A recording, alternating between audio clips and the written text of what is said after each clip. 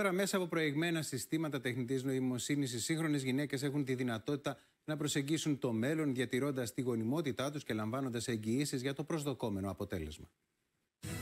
Μια πρωτοποριακή τεχνολογία έρχεται να φέρει τα πάνω κάτω στη διαδικασία της κρυοσυντήρησης των οαρίων. Το Institute of Life ιδρύθηκε για να μπορέσει να αλλάξει το χάρτη της υποβοηθούμενης αναπαραγωγής στην Ελλάδα. Συνεχίζει να πρωτοπορεί, εισάγοντας πλέον την τεχνική νοημοσύνη και στο εμβριολογικό εργαστήριο για τη διατήρηση της γονιμότητας. Η Institute of Life καινοτομεί για άλλη μια φορά.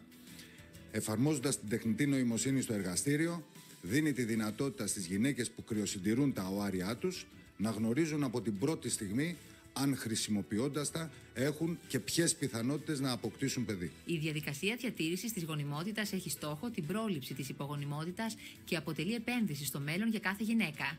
Η νέα επαναστατική αυτή τεχνολογία, με τη χρήση αλγορίθμων, έχουμε πλέον τη δυνατότητα όχι μόνο να αξιολογήσουμε κρυοσυντηρημένα οάρια, αλλά να μας δώσουν πολύτιμες πληροφορίες για τη στατιστική πιθανότητα δημιουργίας εμβρίου και κλινικής εγκυμοσύνης. Η Institute of Life, η ΑΣΟ, από την πρώτη μέρα της ίδρυσής της, ηγείται στο χώρο της υποβοηθούμενης αναπαραγωγής, οδηγεί τις εξελίξεις στην Ελλάδα και κατέχει σημαντικό ρόλο στην παγκόσμια επιστημονική κοινότητα, παρουσιάζοντας πρωτοποριακό ερευνητικό έργο.